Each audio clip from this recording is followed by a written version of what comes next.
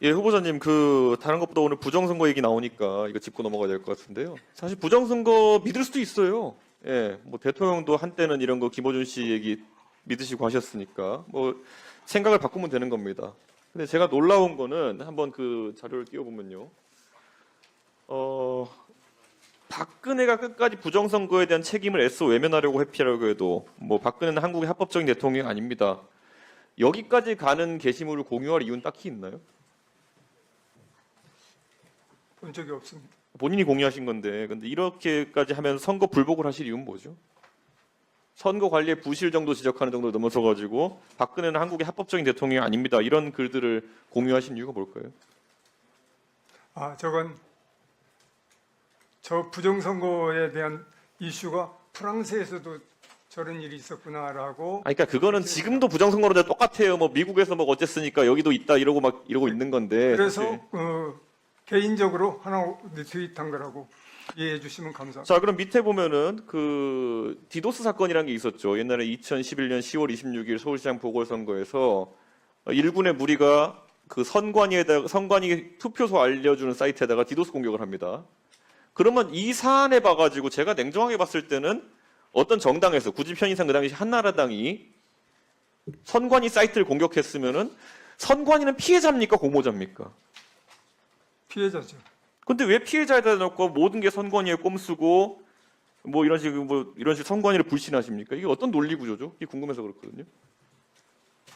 그 당시 제가 올린 그 부분에 대해서는 당시 제가 개인적인 소신으로서 올린 거고. 소신이 아니라 근데 논리 구조가 저는 뭐 언론인도 지내셨고 하니까 제가 이걸 뭐 선관위 미워하실 수 있어요. 그런데 지금 전환기 씨도 각자의 이유로 미워해요. 그런데 저는 후보자님의 논리가 뭔지 궁금한 거죠. 이 사건은 제가 그때 진상조사를 해서 아는데요. 선관위를 한나라당이 공격한 겁니다. 한나라당의 의원의 비서가 공격한 겁니다. 네. 근데 왜 선관위가 모든 게 꼼수고 선관위가 이거 내부적 공모하고 이렇게 생각하신 건지. 왜냐하면 이게 중요한 게 앞으로 이 심의하다 보면요. 피해자 격의 사람들도 있을 것이고 아니면 또 가해자 격의 사람도 있을 것이고 뭐 여러 가지 이유가 있을 거거든요. 근데 여기서 보면은 저는 선관위를 왜 공격했는지가 논리적으로 이해가 안 가서 그래요.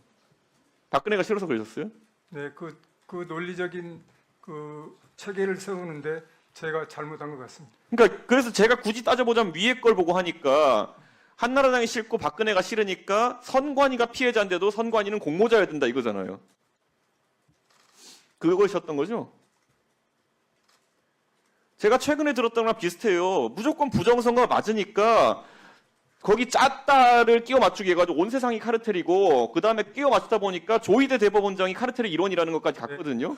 제가 저 부분에 대해서는 제 논리적 정합성이 모자랐다는 부분을 말씀드리겠습니다. 그러니까 저는 그런데 이게 뭐 그 방송통신 심의위원회라는 곳이 결국엔 잘잘못을 가리고 상당한 권위가 있거든요. 네. 어떤 보도에 대해 가지고 당연히 후보자님도 언론인으로서 또 언론사 경영하신 경력이 있기 네네. 때문에 많은 사람들이 저분이 저런 공식적인 직위에 있는 사람이 예를 들어 이런 보도에 대해서 이런 판단했다 그러면은 권위를 인정해야 되는데 네. 이미 이런 오류를 인정하시는 건 뭐 좋은 자세지만은 본인이 앞으로 공정한 판단을 할 거라는 믿음을 좀 네, 깨는 것 같거든요. 네, 위원님의 지적을 성실하게 받아서 업무를 수행하는데 모자림이 없게 하겠습니다. 자, 그럼 다음 페이지 한번 볼게요. 다음 페이지 보면은 여기는 이제 저희가 한번 의식 구조를 이제 보려고 하는데요. 그때 선관위 디도스 공격한 거 그거 갖고 보면요. 처음에 의원실을 공격합니다. 이건 본인 직접 쓰신 거예요. 이거 공유하신 게 아니라 의원실을 공격하다가 선거 캠프를 이제 공격합니다.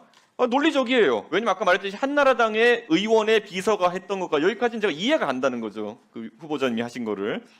여당과 정부를 의심하는 것도 당연하죠. 왜냐면 여당 후보니까. 그런데 여기서부터 뭐 기획범죄가 확실하다. 누가 기획했는지도 확실하지 않고 그 다음에는 KT가 또 공범으로 등장합니다. 그러니까 선관위에다 KT에다 이게 온 세상 카르텔 이론이랑 비슷한 거거든요. 이때는 왜 그럼 KT가 공범이라고 생각하신 거죠? 그때 통신과 관련해 가지고 주관.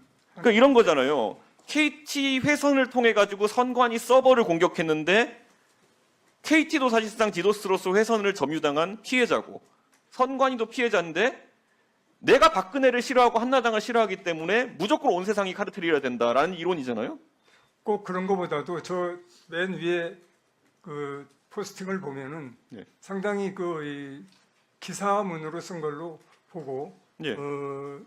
당 내에 어떤 우려되는 문제들을 저런 그러니까 후보님 저는 했지 않는가. 저 위에 다 공감한다 했죠. 저라도 의원실, 당 그리고 뭐 정부 이런 데는 한통 속이라 엮어도 돼요. 그런데 여기서 이제 이거를 마지막에 보면은 제3자 소행과 내부자 공모서를 만드시기 위해 가지고 기승전결 중에서 전 정도를 다 만드시는 거예요. 지금 보면은 KT랑 선관위를. 제가 저 정도로 뭘 기획해서 할 정도로 그렇게 SNS를 활용하지 않습니다. 아니요, 그러니까 기획을 하셨다는 게 아니라 기획했다고 주장하신 거죠. 만약 결을 보면은 제3자 소행이나 내부자 공모설 그리고 경찰 검찰도 손방망이 수사한다. 이거는 본인의 주장이신 거고 그 가운데를 끼워 맞추기 해가지고 온 세상이 카르텔 논리를 하시는 거잖아요. 이게 사실 지금 최근에 이 부정선거론자들이 하는 거랑 아주 비슷해서 제가 질문 드리는 건데 이제 중요한 직책을 맡으시게 되면요. 기승전결에 따라 가지고 판단하셔야 될 텐데 네. 이런 거 조사하다 보면 승 이런 게 빠져 있을 수가 있어요. 근데 네네. 이거를 다 알겠습니다. 성찰하겠습니다. 가운데 끼워 맞춰가지고 생사람 잡기 시작하면은 이때 그러니까 중견 언론인으로서 KT 때리고 선관위 때리고 이렇게 하시는 거는 저는 당연히 그런 기관들 입장에서는 압박을 느낄 수밖에 없거든요. 네, 알겠습니다.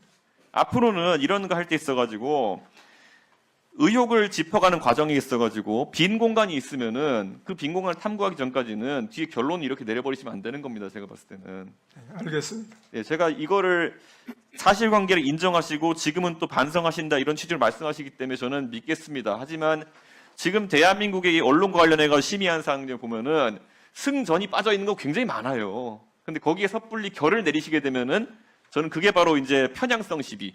아까 저는 당연히 언론인은 론을 할 수 있어야 된다고 생각하고요. 한나라당이 하는 행동, 박근혜가 하는 행동에 대해서 불만 가지시면은 비판적으로 말씀하실 수 있는데 결을 내리시는 게 아니라는 거예요. 알겠습니다. 예, 이거는 너무 타당한 지적을 이준석 의원께서 하신 것 같습니다. 그리고 네, 잘 알겠습니다. 그 다 인정하시는 거죠? 네, 네. 지적.